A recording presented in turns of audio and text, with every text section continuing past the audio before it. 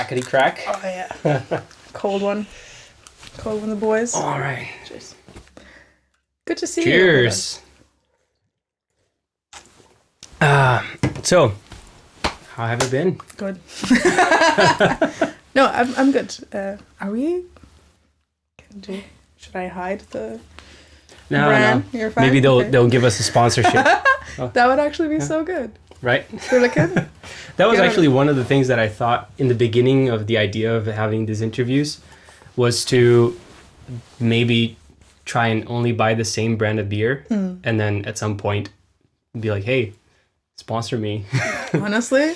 But we'll see, maybe in the future. Look at you, Silicon. No, yeah, you totally should. I've been good. I've been sick for 2 weeks, but other than that, I've been really busy this year. By my own fault, to be honest. Because end of last year, I was like, boo, I don't have anything to work on. I'm failing as a freelancer or whatever, the usual. And then my boyfriend was like, why don't you you've been talking about so many projects that you want to do. Why don't you write down a list of all the things that you want to finish or to do and whatever. Mm-hmm. Wrote down the list. Turns out I have a lot of work to do. Turns out there's a lot of projects that I had in mind. So I've been working on them for the past couple of months. And I've been really busy. Nice. Yeah, because I also have a part-time job. So it was fine in December and January because I had an injury. So I was out of work. How's the thumb doing? Well, I can barely bend it. Okay. It's fine this way, but the tip doesn't. It only barely bends, but it's fine. It's much better now. So because of that, I had 2 months where I was out of work. I was I'm bored. So I finished my album. I did a bunch of other stuff, and now I actually have to go back to work, and also do the rest of the project. So I've been busy. That's good. That's good. Yeah. Busy is good. Yeah, in a good way. Yeah, for sure. Nice. Well, let's dive a little bit into how you got here and what kind of... By S-Bahn, actually. By S-Bahn, actually. Yeah, go on. I'm not gonna do... I can't be serious about this. Go on. Well, I mean... Yeah.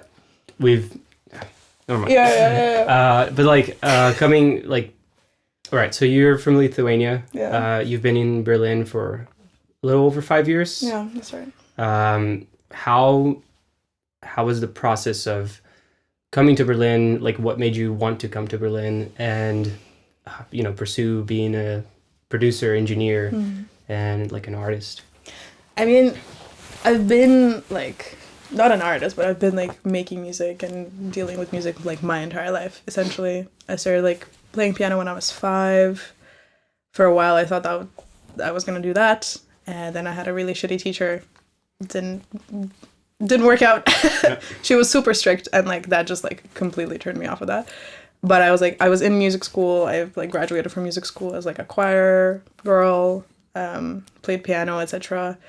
And then, but actually for most of my life, I thought I was gonna be an actress because that shit runs in the family, unfortunately. But I also I was doing theater, and I was in theater clubs and etc. My entire life, and I thought I was gonna be an actress. I was so sure up until the age of 16 or something. And then I had a detour where I went to Iceland, and I was I really want to study in Iceland, so I'm gonna study polar law, which is a thing that exists. So I thought I was gonna be a lawyer at some point, and then I came back. I was okay, maybe not as extreme. No, because I realized that that's the master, the polar law, and you have to have a bachelor of regular law, and that's just not. That's I'm not gonna study law for 3-4 years anyway. And so after that, I was okay, well, what am I gonna study? And I was super I love physics and maths, and I'm a nerd in that sense. I was okay, I love physics and maths and maybe computer science or something, but that's too sciencey. And I was maybe music and music performance, but that's too artsy. So I was does the middle ground exist? And then I was with my sister when she was still living in London, and she's well, what about I don't know, sound engineering or whatever. I was oh, actually, hold on. Fun. Yeah, it sounds fun. And so we Googled sound engineering Europe studies and found like a bunch of universities, and to be honest, that's the only reason I came to Berlin specifically, because I never ever ever thought I would live in Germany ever.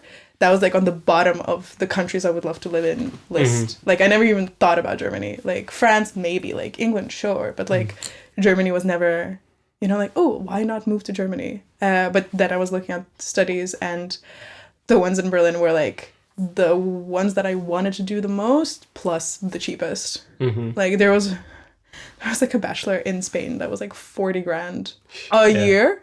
Yeah. So I was like, well, not. I mean, that's not US that. prices. Yeah. So not that. So I ended up in Berlin like purely by accident of, this is the thing I want to study. This is just the best place to do it. Yeah. And that's how I ended up here. And yeah, it's been successful. Oh, funny enough, that's kind of how I ended up here as well. Because, well, my family was living in Germany at the time, so moving to Germany was something that I had the opportunity to do, regardless of the study. Yeah. And then, like, when I came, I knew, I was like, oh, SAE seems like a cool thing. I was already working with, like, audio, so, all right, just kind of the logical step. But originally, the idea was to go to SAE Munich, because that's where my parents were.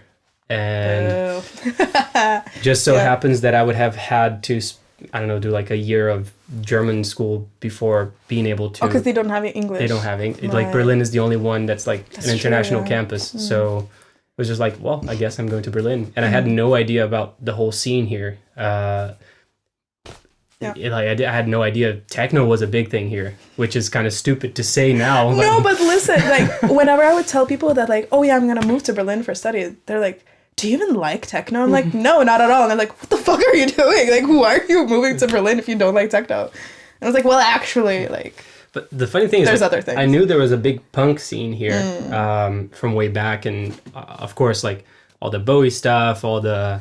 Yeah. I spaced out the name of the other guy that's... Iggy Pop. Iggy Pop. There's another one as well. It will come to me, but... Mick Jagger? Question mark? No, it was... I think he was around here as well. It will come. It will come to me. Yeah, anyway, so there was these guys that, I mean, they had history, and there's like Hansa Studios, and it's like some classic places that you kind of hear about, but that's kind of as far as I knew about Berlin. Yeah. And then I came here and was like, oh, this is really cool. Right? And it just like... I know. Worked out, yeah. Yeah, it's funny because like I also studied like French in school for like 6 years. Like I had the opportunity to learn German in school. I never did because I thought it was really ugly. I still kind of think it's a little ugly. It's still a little ugly. But yeah, it's like I never even thought I would ever. But like I think Berlin is in Germany also. Like I think that's the case of all capital cities. Like you I'd cannot... say for better and for worse. Yeah, absolutely. Because like it just has like its own culture. It has its own like complete like thing that, you know, developed within the bounds of the city. But that's the case of like all capital cities. Like in Lithuania, Vilnius is just not a representation for like the rest of the country. But yeah, like for better and for worse. Yeah. I mean, there's so many like cool things about Germany outside of Berlin that you just don't find here at all, and then vice versa, which is, I mean, it's like literally like a different country in some points. It's pretty crazy. And I don't think like, okay, in Brazil is kind of like that as well, but I don't think I'd have ever seen that big of a contrast. True. And then like, of course, Brazil is much bigger of a country, so we have like parts of Brazil, like different regions feel like different places completely, but there's still something there that's kind of like, oh no, it's still Brazil, you know. There's something about it that kind of gives it away. Here it's like completely different. I'm like, oh damn. I think Berlin's German-ness like is there with the people. I think it's not like because like the city itself and like the culture and whatever like is so different. Also like, you know, the architecture and shit, but like the German people that are here is like the one like German, really truly German thing that is you can still encounter. The few ones that you find, actually. That's true. That's true. They're hard to find here. That's very true.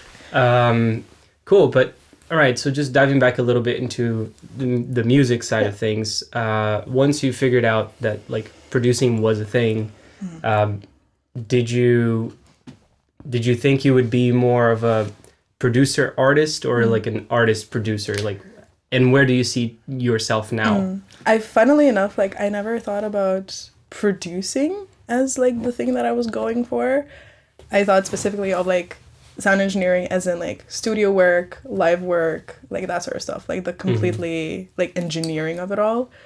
And that's what I really love, and like that's what I went to study, and that's why I chose SAE specifically, because there were other schools that were focusing more on like the production, the beats and whatever of it all. But SAE was much more technical in that sense, because that's the sort of sciencey, physicsy part of it that I really love. So that's what I came here to do, and I like fully like put my musician stuff on pause while I was studying. Like I didn't write any music, I didn't play any music, I didn't even like look or think about my music. I was like, I'm just gonna do this thing, I'm gonna study engineering, like that's what I'm gonna do.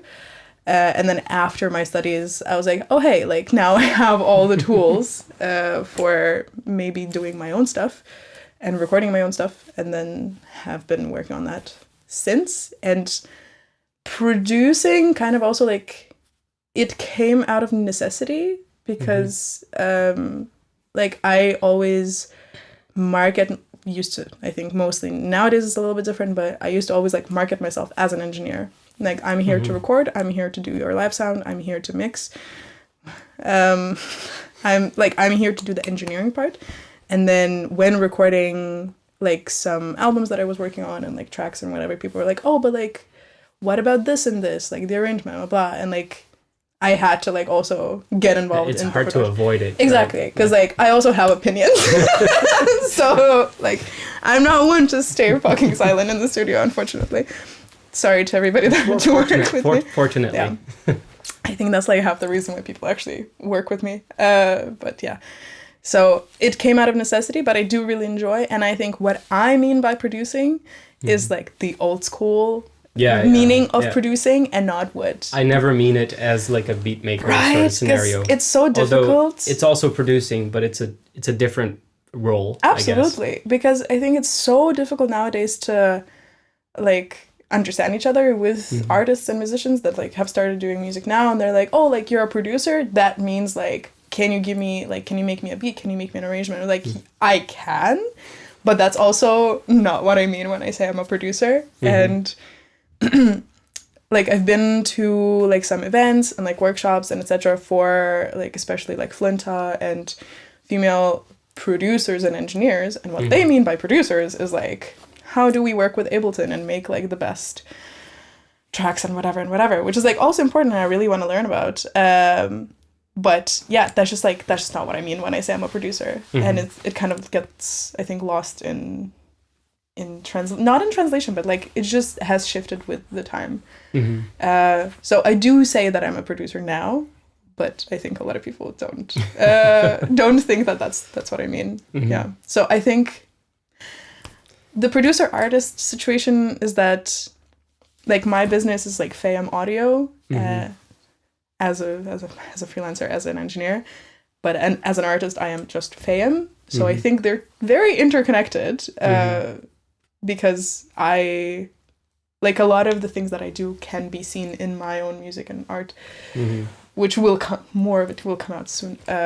But I try to keep them separate in a sense, because like when I work as like Fayem audio, yes, but I'm still like Emilija to people that I'm working with. When I'm an artist, I'm Fayem, and now that I have like a drag career, I have like I have like 3 identities at this point. I'm like when people are so like, what are we crediting you as? I'm like, really depends. Who am I talking to now? Yeah, who do you think you're talking to? Yeah, so it's like, it's interconnected, but also I would like it to be a little bit more separate, I think, because my engineering work is much more personal. Like I work with the artist as me, as the person. And I think with my art, I would like it to be a little bit more like conceptual, like as the artist. Like I would ideally in the future create a little bit more of a persona, like artistic persona. And I think that's why I'd like to separate them in the future a little bit more. Fair enough. Doesn't help that it's the same Instagram account and like same TikTok account that I'm running from. But it's tough because it's once you start trying to compartmentalize all that, it's a lot to handle. And then a lot of times like one gets more traction than the other depending on what's going on. And then you're like, damn, if I only had one account to deal with, it would be, it's like more focused on. For sure. I don't know. It's very, like it's the social media of it all. Like that's my biggest, it's the biggest help and the biggest like hindrance to everyone, to be honest. Like I genuinely, I started hating it at this point. I hate it so much. I hate that I have to deal with it. I hate that I have to post. I hate that I have to like interact. But at the same time, it's really nice because like you get to interact with people in like your own industry, find new things, find events, find even like work opportunities and stuff, and like show people your own thing. The fact that you can expose yourself to like a really big audience at this point, regardless of how small like anyone starting out may be, it's still, it's the potential of being seen by anyone in the world. It's just, but also that you have to expose yourself. Like it's always this thing. But as an artist, I guess, so I mean, it sucks. But like as an artist, you kind of have to, like in the end, that's what you're looking for. You're looking for an audience. Yeah. And as a freelancer, I think that's where it really sucks, because it's like you don't necessarily want an audience. You want clients and people to do projects with and hang out and collaborate. But like having to wear that hat of like, oh, I'm like a content creator now. I know. Yeah, it's really tough. Yeah, because like, okay, I'm gonna post on TikTok like content about my work and whatever, but like what part of that, like, I don't know, 1,000 people that will see my video will actually be like, oh, I want to work with this person and I have like, you know, songs to record or whatever. Like it doesn't necessarily like match up in that sense. In that regard, then TikTok or Instagram? Depends. Depends. For entertainment, TikTok. For genuine connection and community, Instagram, I'd say.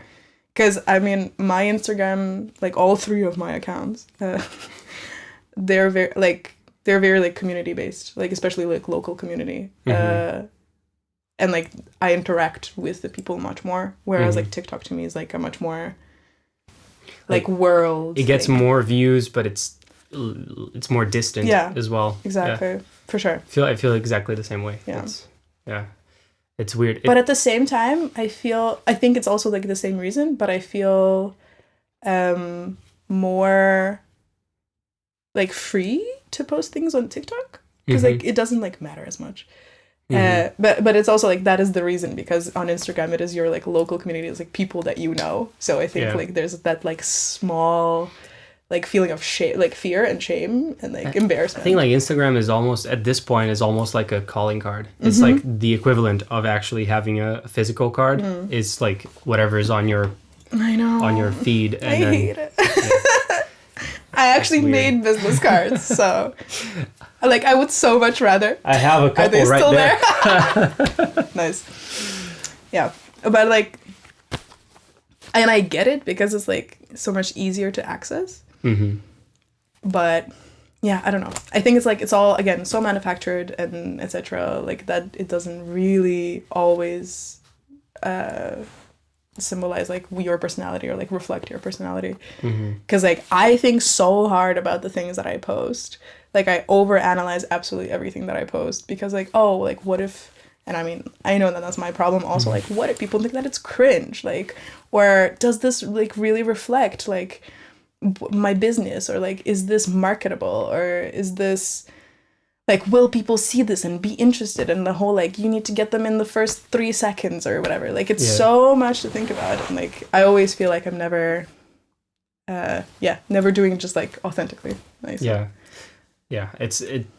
There needs to be a balance between, and I mean this, and I do the complete opposite, but like we need to figure out a way to just be able to film something really quick and just post it right away without thinking about it, while also having all that stuff in the back of your head and figuring out what's instantly gonna be likable in a way. It's a tough But I line feel like but I feel like you do it quite well. Like the stuff that you post, like I feel like you're actually genuinely one of my current inspirations, because I'm like working on bettering my business and whatever, blah blah, and I have people that are helping me because I wouldn't be able to do it on my own. But actually, like the content that you post, like the little videos of like, let me take you through like what I'm doing here, or like actually little tip or trick here and there, like that's, in my opinion, like it's so cool, and I think that's exactly like what I would ideally want to do.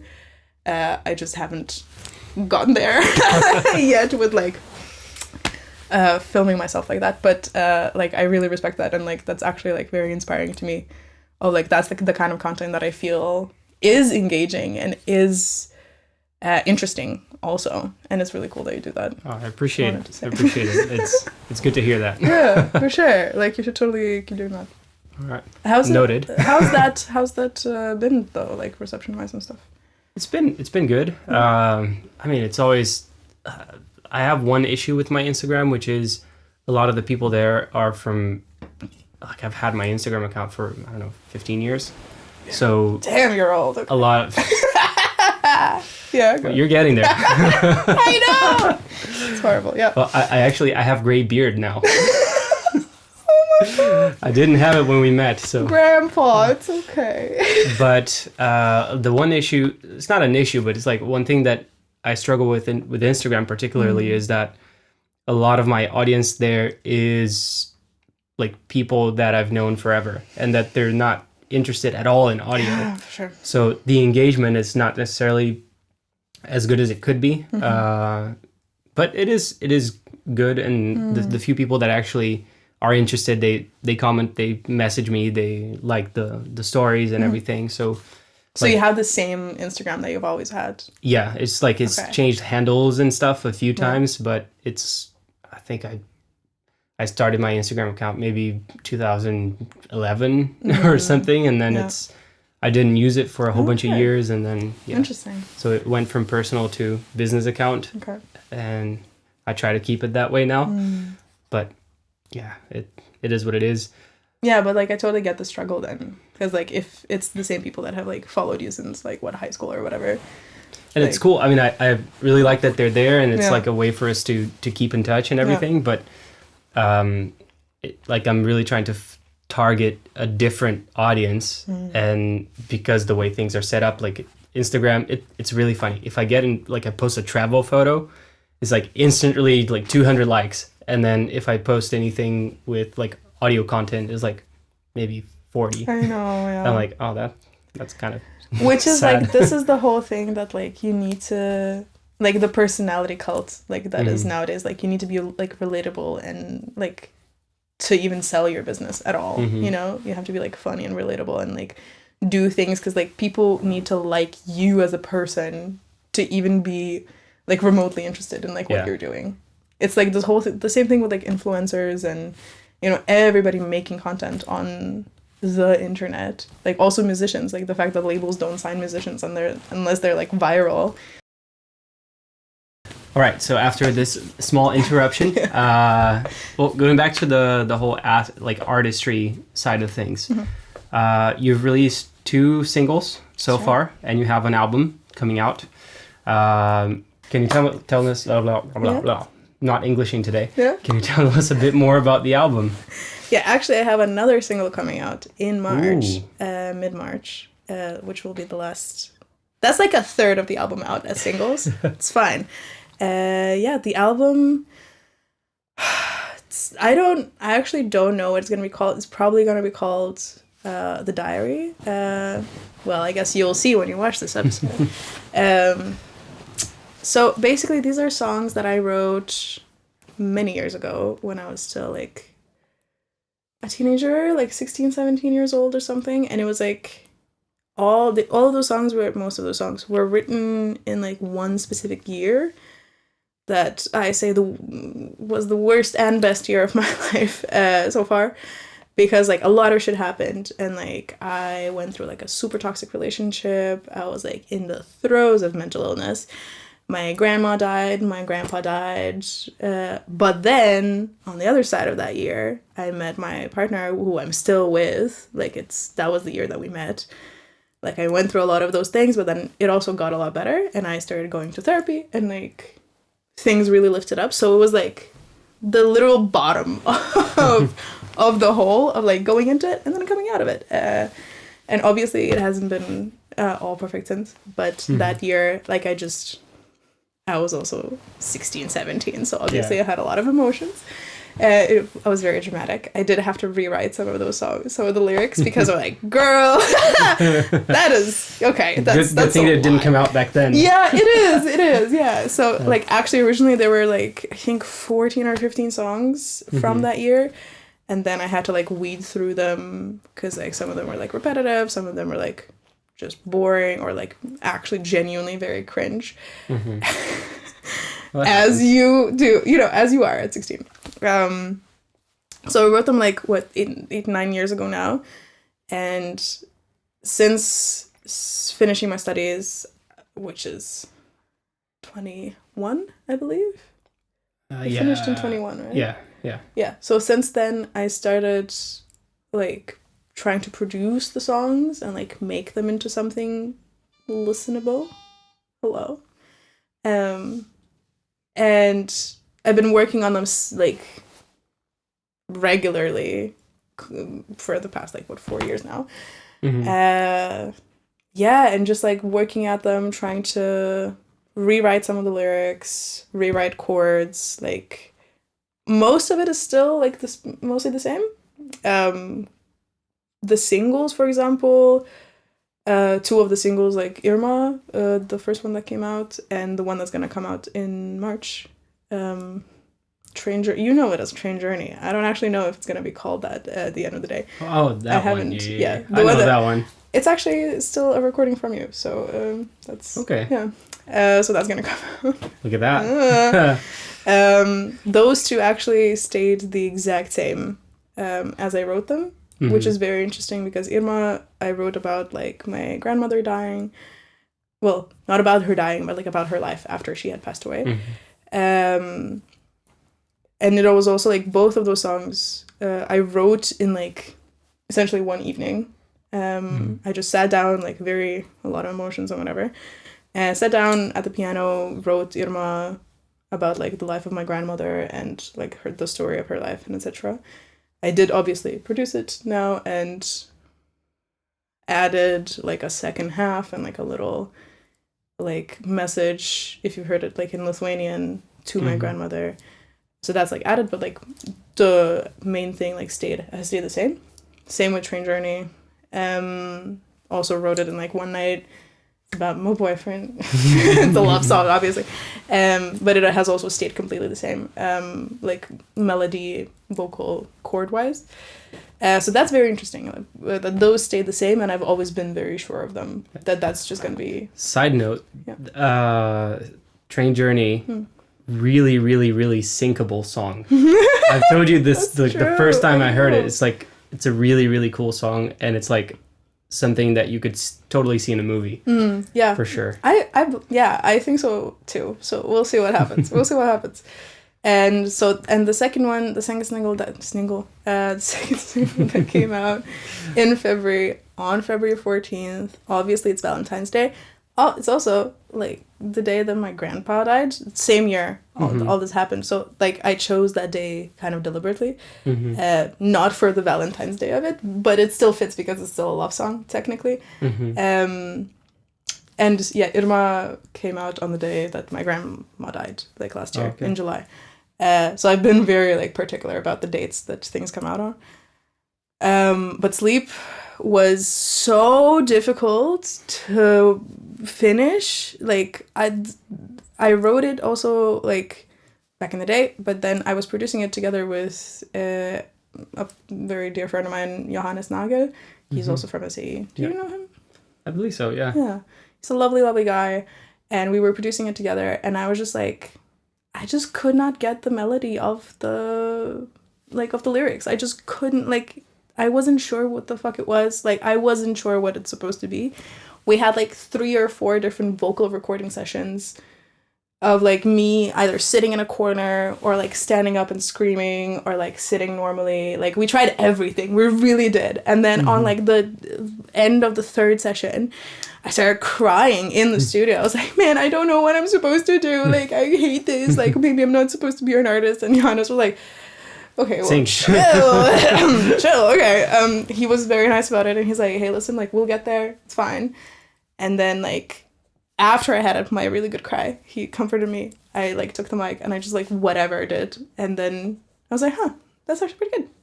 And then after we had another session of overlapping some more vocals, and we actually, in Sleep, you can hear, like, a lot of different, like, harmonies and different, like, melody lines. Actually, he just, like, looped the recording, and I was just trying different melody lines, and then we piled them all together, and we're like, oh, there you go. They actually sound really good together. So, yeah, again, accidents, but, like, happy accidents. So, yeah, that took, like, a lot of work to get to, like, the final version, and we, like, cut, like, most of the lyrics. There's, like, 2 lines of lyrics in that song. It's fine.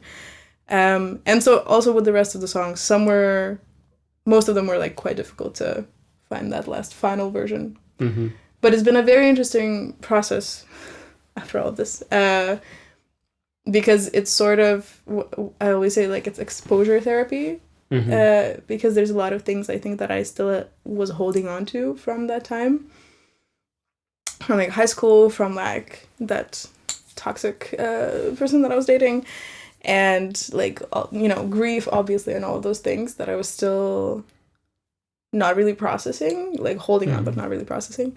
And working on that album has really helped me, I think, like, letting it all go. It's an outlet, right? Absolutely. And exactly, because I'm putting all of that, I'm, like, re-listening, I'm facing all of those things that I wrote about.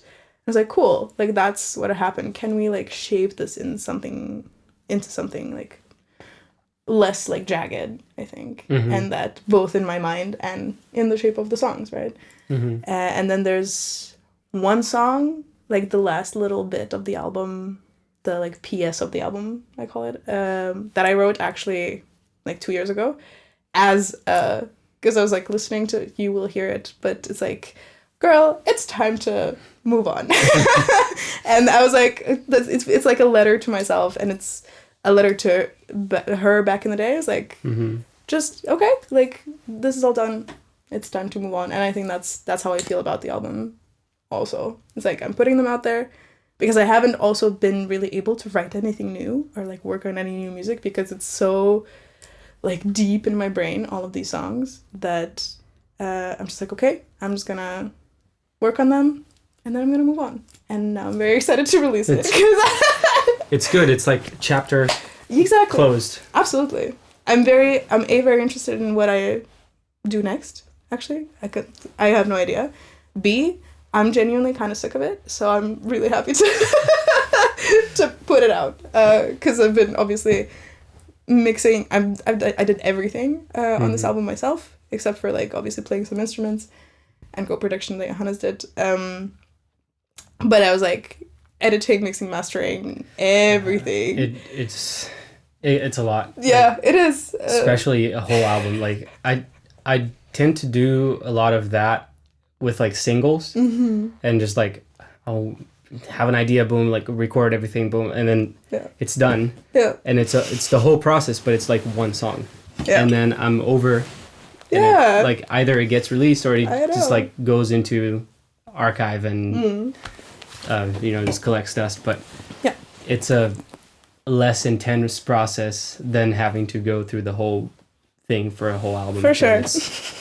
It's intense. Yeah, it's been rough, and I was putting away, like, doing the final, like, bits of mixing and mastering, and then due to my thumb injury, I had the time, and I was like, well, I can't, like, no excuses. The opportunity has been given to me. Like, there's literally no excuses. And I finished it and it was fine. But I am like done. Like, I'm ready to be done. Move on. And move on, genuinely. Like, yeah, I think I haven't listened to it now for, like, a month. I haven't listened to the songs. So maybe it would be fine. But after I was, like, done mastering, I was like, get the shit out of my face. I'm so sick of it. We will probably listen to them in a little bit. Oh, God. Okay. Well, I mean, I gave them a listen. To be fair, ahead of time. So Yeah. Okay. and they sound really cool. I'm really happy for the way they turned out. I'm glad. Thank you. Thank you for saying. Well, so just a couple more things, so we can start moving towards closing this chapter as well. Yeah. I want to ask you a few things about production, and I think it's like one question and then like a rapid fire, more surface level questions that are just kind of fun. Yeah. One is from the time that you came to Berlin and you started diving into production and engineering in general, how has your production approach changed? And I know that you had some really cool experiences with like recording other people in some cool studios. How has that affected the way you produce music now? So in the last, I guess, 5 years, how has it changed your process? Yeah, I think it has and hasn't. It hasn't in the sense that I think my production style is still quite the same, in the sense that like most songs that I have worked on, you can tell because there's a lot of vocal shit going on. Because I am a singer myself, but I just love, and I did choir back in the day, and I'm like through and through a choir girl, so I love a harmony. I love a little weird harmony. I love a little dissonant harmony, you know, like that then ties up and, you know, becomes really beautiful. So there's usually a lot of harmonies, a lot of vocal play, I'd say, and like effects sometimes, not so much, but mostly on like the arrangement of like a heavy vocal arrangement. Obviously, if it doesn't fit, then not, but still. And usually a lot of strings and a lot of... Okay. I can see that. Yeah, a lot of like classical, jazz, funk inspirations, like blues, that sort of stuff. Because like that's the music that I really love. I came from a classical background.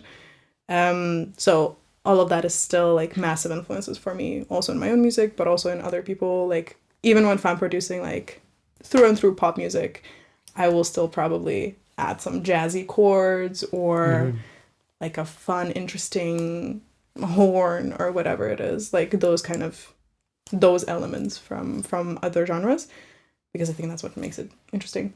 Like it's all about fusion nowadays. Yeah.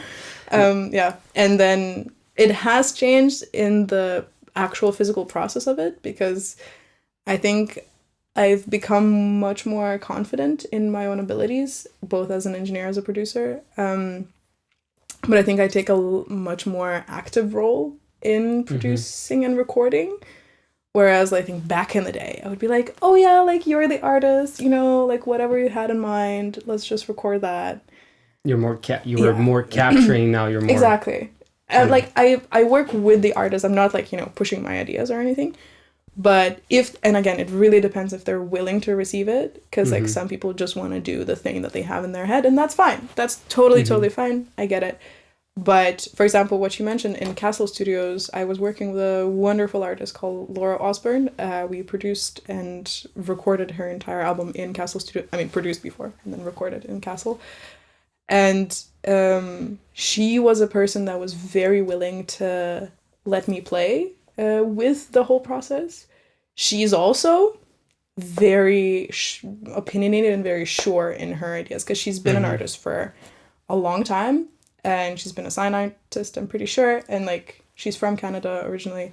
So she already has a career. You know, she knows how she likes things done. But at the same time, like, she still let me like do my own thing. So I think I've learned so much from just that experience alone. And also in Castle, they have so many microphones and so much gear, and like so many vintage microphones. I was genuinely like ecstatic. The guy showed me like the like every single drawer full of microphones. I'm like, oh my god, like I want to use all of them. So, and I kind of did a little bit. That's cool. Yeah. That's always fun when you get to do that. Yeah. And they had like loads of like, they had like a vibraphone and a xylophone and like whatever, you know, like loads of different, like so many different things that I got to experience with. But also like very thankfully, Laura was willing to give me the time and the space to do that. Also with the vocal arrangements, also with the production that we did before. But the one thing that she, for example, like she used to always do is like vocal doubling. I'm not a huge fan of vocal doubling, personally. I don't do a lot of it, and I tend to avoid it, actually. Depends on the genre.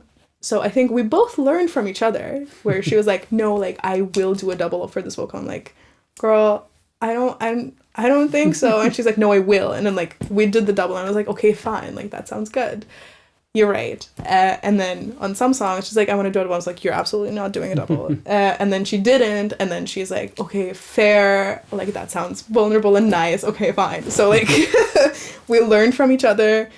And I got to, you know, play literally like a child in a sandpit, play around with all of those microphones and instruments. And that, I think, gave me inspiration for, like, my further productions afterwards to be proactive. If the artist allows it, if they are willing to play with you. Thankfully, I haven't really had many people that are like, no, I don't want this interesting like, thing. No. Yeah. Thankfully, I work with like very open-minded people when it comes to production. So yeah, I think like that's the thing that changed. Like the playing, the trying things out, just like, oh, like, okay, this might sound weird, but like, let's try this, you know? And that's the good thing with like working with Pro Tools, is that you can always delete it. Yeah. So just try it. Why not? You will regret not trying. There's no reason not to try it. And Absolutely. then that's when the happy accidents might happen. Yeah, exactly. Also, I have to mention Sylvia Massey, obviously. Oh, yeah. Like, I read her book and I've done workshops based on her book. Like, her approach of just do the weird thing. Like, just try that's what makes shit. you stand out Absolutely. in the end, right? And she's like the queen of standing out with 100%. like weird, Again, really she cool recorded sounds. guitar through a pickle. I will never stop saying it. She recorded a guitar through a pickle. Like, incredible. So she's also like very much an inspiration of like out of the box thinking, because you will regret not trying it. Like, she also talks in her book about this one time where they took a piano up a cliff and then recorded it getting dropped off the cliff, or was it a guitar or something? I think it was piano, yeah. Yeah, and then they ended up not using it because it sounded like shit. Yeah. Which, like, incredible. But she talks about, like, and that's fine. That's exactly what I was going to say. I think that one of the cool things about her approach is that she'll try everything. Like, it pops in her head and it sounds like it might be interesting. She'll do it. And she's not shy about not using it as well, because it's like sometimes it just doesn't really give you the vibe that you're going for. And it's like, okay, we tried, move on. Exactly. Which is important.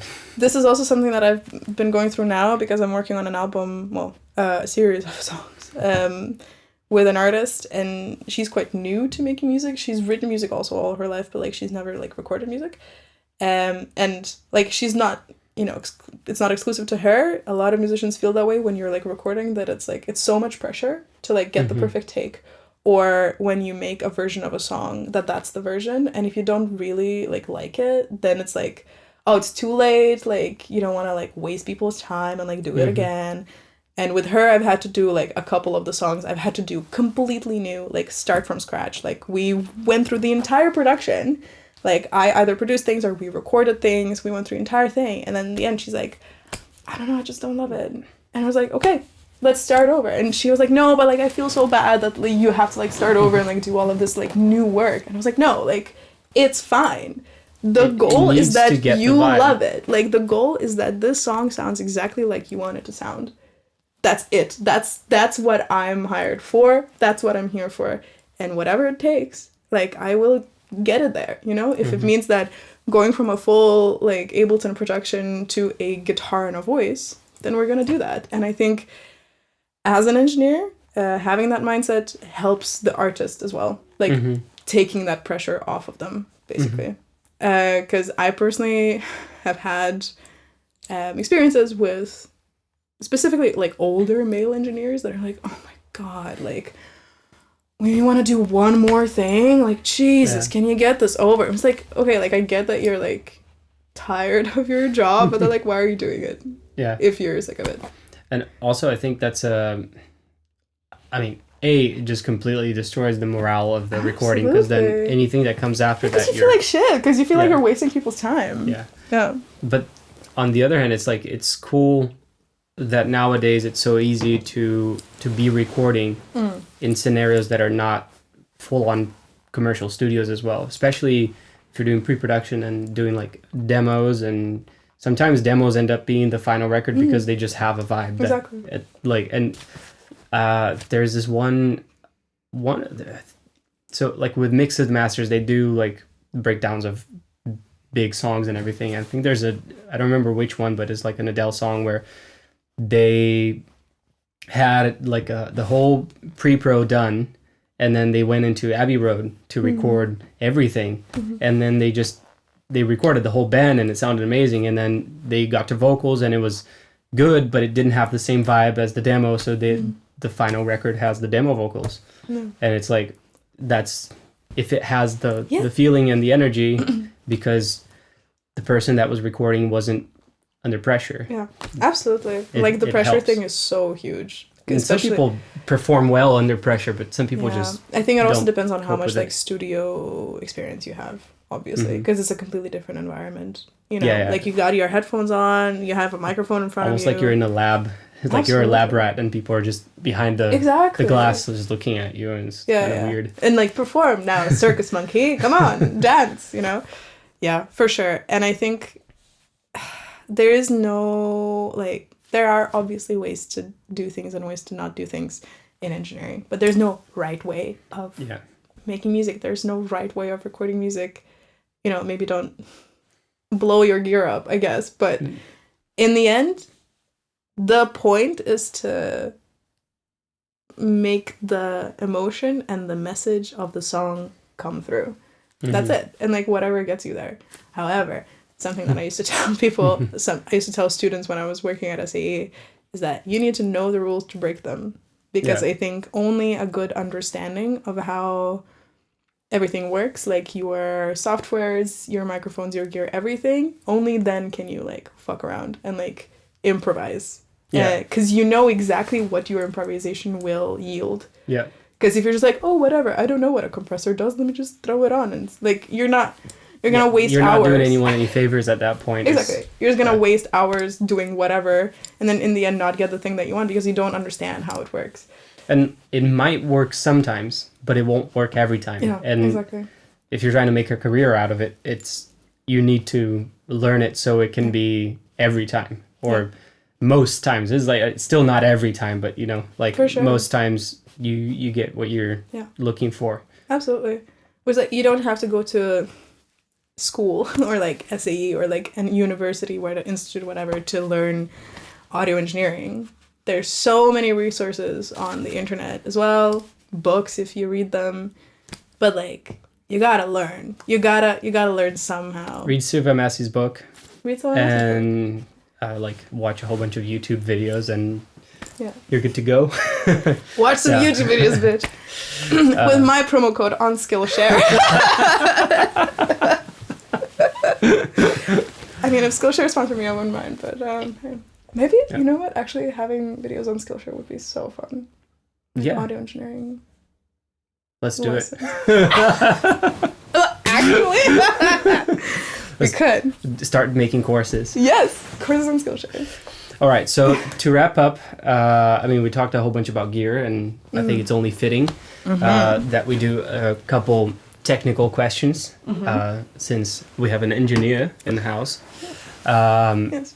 All right, so right now, are there any specific plugins that you're using like a lot, that like you're putting on everything because either you bought it recently and you're trying it out, or because it's something that you got and it's so good that you can't not use it?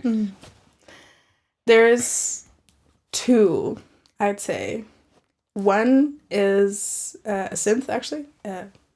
Sort of. It's the Spitfire Labs plugin. It's free. shocker, because it's so good. There's so many libraries that are also free. Obviously, you can get the paid plus, ones, yeah.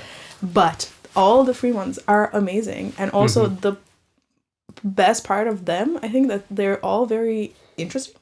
Like they're fun. They're not just like regular like piano, regular guitar. Like there's so many like weird. They have shit. Those as well. But Yeah. But there's also like a lot of weird stuff. shit. Yeah, like horn or like the London Underground Atmos or whatever. So that I use in like whenever I'm using a synth, it's probably from Labs. And also I am 99% sure that in one of Billie Eilish's songs, Labs was used, because I heard like a violin preset and I was like, I've used that before.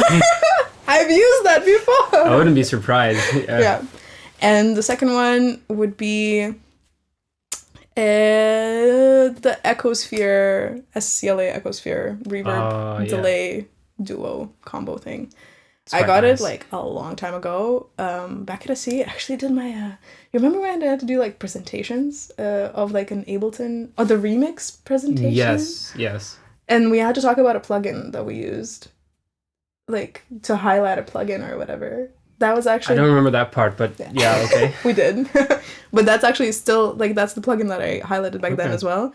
So I've been using it for like many years. It's quite a nice plugin. It's really nice, and I got it for free back then because it had just come out. But now I think it's only part of the CLA bundle. I don't think you can get it like on. I think there's two versions of it. Like I also have because I have just like the delay and plate. Yeah, so it's like their smaller version, and then they have the bigger version, which I haven't tried, but I heard it's really good as well. Yeah, so I have the tiny one, and like honestly, it's usually my go-to for reverb or delay or both. Because it's so easy to like blend them together. And for you can like a route one into the other as well, which is pretty fun. Yeah. So that's always like my go-to, and then like if that doesn't work, which is rare, then I move on to something else. Something else. Yeah. All right, DAWs. Pro what are Tools. you using? Pro Tools, I love and I hate. It's a very toxic relationship between the two of us. I love Pro Tools with my whole heart. Like there's so many things that only Pro Tools can do. I mean, I'm sure other DAWs can also do it. They don't do it the same. Yeah, but it's just not the same. Like, Pro Tools just has my heart, but also I fucking hate it because it breaks down. Some things are so complicated, and sometimes, like, I just wanna, like, do this one thing. Can I just do this one singular little tiny thing? And Pro Tools is like, yes, you have to go through 3 menus to select a checkbox, and then you will be able to. Do you have a feeling that it's gotten way better in the last 3 years, though? That's true. Because I definitely have this feeling, because I used to hate it. And it's like, it's fucking subscription. I don't want to do it, blah, blah, blah. And then ever since I gotten back to it, which was kind of, I had to, I've been like slowly getting more and more in love with it, to the point where like I've been like using Reaper and Logic to produce stuff and mix on Pro Tools, but now like recently I'm just gonna do everything on Pro Tools, because it's maybe it doesn't have all the cool stock sounds that like Ableton or Logic have, but I have other plugins for that, and they do the job. And I think the only complaint I have is that you can't rename the MIDI notes. Well, I don't use the MIDI in Pro Tools, so I don't know. But yeah, I mean, it's definitely gotten more stable and like much better in the past few years. It's still like my biggest gripe is that it's expensive as shit. Holy shit! Like I bought the annual license on a deal, which was I think 200 euros, which is okay. Like that's still fine. I think but like it's up to 40 a month now. That's insane. I'm sorry, like a month. For what? It's not like they're releasing updates every year or something. You know, like they're not releasing updates often enough to warrant paying for it. Theoretically, they're doing updates every quarter.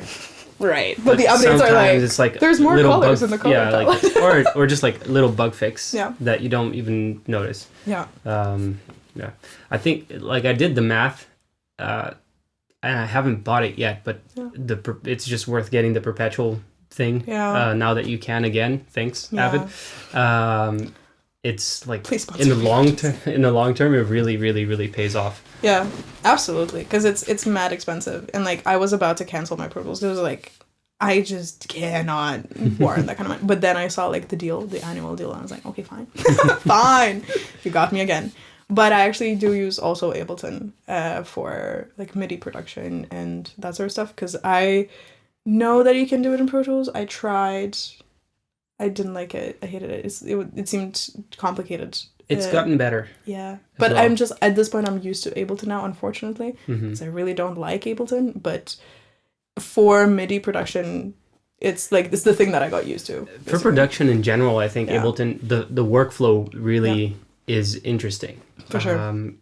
I just can't get over the fact that you don't have a mixer with all your inserts. I know. Like, I can't use that. I know. Yeah, like I usually do like synth production and everything that requires MIDI there, get it as close to what the sounds that I want, also including like drum programming and stuff. Then turn to Pro Tools for literally everything else. Yeah, I mean, try editing drums anywhere. I know, it's horrendous. I mean, God, I used Beat Detective the other day, and I was like, it worked, like, for the first time in my life, I think. Like, it worked properly. It's crazy. Last year I've done a lot of drum editing, and I've gotten very used to it, and it's so good. Like, Beat Detective is... Yeah, it's good when you, like... I don't think there's... When you use it properly. Yeah, but I don't think there's any other DAW that even gets close. Like, yeah, people are gonna say like Cubase, this and that. Just like, I don't know. There's something about it. It just makes it really, really fast and intuitive, and you just boom, like within 2 hours. Like, I was doing some full-on death metal stuff that's like ridiculous, and then you get through it super quick. And okay, well, it helps if your drummer is good. Yes, yeah. Bad, yeah. Yeah, man. I mean, that's as long as Pro Tools, as long as Pro Tools can recognize a 16th for a 16th, then you're good. You know, the second it's anyone like somewhere out there, it's like then you have bigger problems. That's true. I mean, like I do wish I could be a Logic girly, but I don't use Mac. I'm a Windows girl, and I forever will be. I have a personal vendetta against Apple. So I will, unfortunately, I won't be able to use Logic, but that's the one I would use if I could instead of Ableton, because I think Logic is, I've used it like a bit at SE and stuff, so I think it's like, nice. It's a nice, I think it's like right in between Ableton and Pro Tools. The one thing, so I've used Logic extensively before I gotten back to Pro Tools, and I really love it. The one issue I have with it is that it's, even more so than Pro Tools, it's very strict. Like it only works one way, and that's it. And it's very, there's no like understanding what's going in the background, to some extent. And as far as like as soon as you try to do any sort of customization, it starts kind of crapping out on you, and it's not as reliable. Also, I hate the way it deals with tempo changes and stuff. If you need to do any of that, it's just not great. But it's, the workflow is really good. So maybe I'm fine without it, actually. You know what? Thanks. Now I feel better about not using it. Great. It's great, though. For the most part, it's pretty awesome. As most of them are. And it's free, right? No, it's $200, but it's like a one-time purchase, and then it's basically free compared to Pro Tools. But when you get a new computer, you just like tick the €200 extra box, and then you have it for life, essentially. Crazy. Or, yeah, I think it's for life. That's amazing. That's how it should be, to be honest. Yeah, agreed. Yeah. All right, last question. Well, last couple questions. Yep. What was... I have a feeling I know the answer to this, but what was the coolest studio or venue that you've been and worked at? I mean, studio, obviously Castle. Venue? It depends. I would say... Hold on. I would say Ballhaus, actually. It's Ballhaus Berlin, the one on the U6. Wait.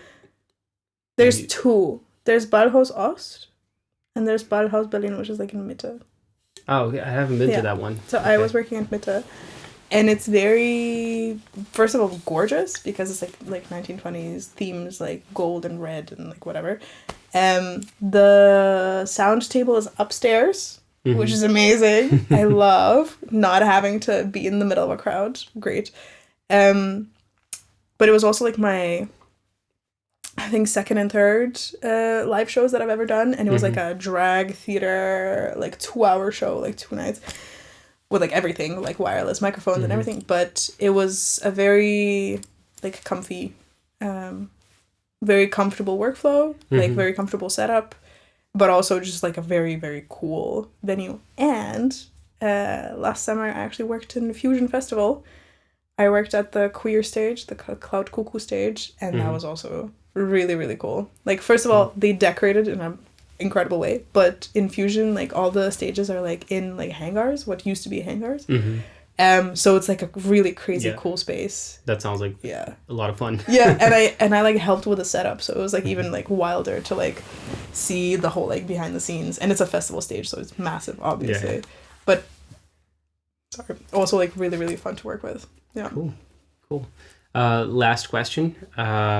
What would be a dream collaboration? If artist, dead or alive, that, kind of cliche question, but you just got to ask it. Who By collaboration, what do you mean? Like producing for, engineering for, or like artistically collaborating? Let's stick with the artistic thing. If you were to write a song with someone. Oh my God. I mean, first thing pops to my mind is Chappell Roan, because I've been obsessed with her for like a past year. That's the easy answer, because she represents everything that I want more of in the music industry. Queerness, theatrics, just like trying, like the dressing up the persona, the everything. Also fun music. Bring back fun music, actually. Yeah. Like it doesn't have to be all serious. But bring back fun music. So I think her for sure. And I'm going to say I want something for, like, I've been listening to like a lot of modern like alternative, but like in the jazz sense. And there's like The Sacred Souls. Do you know the band? I don't think I do. Very cool. It's very like 70s. I genuinely fully thought they were a 70s band when I first heard them. And then I clicked on the Spotify or something. What do you mean they're coming to Berlin? So them, that would be really cool, because they make like sort of funky, soul-y, like 70s vibes music. And Krongbin. But they don't do a lot of like vocal, but they're also like a very vibey, Krongbin? I don't think so. Yeah, very, very vibey. So it would be at least really two cool. artists to check out later. Yeah, absolutely. Hell yeah. So that's the stuff that I've been listening to a lot lately. Yeah. Cool. Yeah. Cool. Nice. Well, thank you for coming. Is there anywhere people can find you and find your album? So many places. Well, the album will be out everywhere. Any listening platform, unless it's one of the Chinese ones, because I checked those away on DistroKid. So any platform, preferably Tidal or YouTube Music, those ones pay the most. Spotify doesn't pay shit. Nobody's surprised. And so that will be out everywhere. Singles also are out everywhere. Me you can find on my Instagram at Fayem Audio, Fayem Audio. A lot of people are very confused on how to pronounce it. A lot of people say Fayem. Yeah, that's what I thought. Yeah, no, it's Fayem. Fayem. Yeah. Makes kind of sense. sounds like fame. I also have a website, which is getting an upgrade very, very soon. Nice. That'll be nice and funky. I also have a TikTok where I post like little silly videos. More silly videos than I do on Instagram. Yeah, that's where you can find me. Also, yeah, and I have an event that I'm doing live sound for, which is actually on April 17th. So that might be just after this comes out, right? April 17th. It's an event called Cynthia. I'm doing the sound design, production, and live sound for the event. It's like a sweet drag theater puppet mono like show thing. It's like a 2-hour show, like an hour and a half.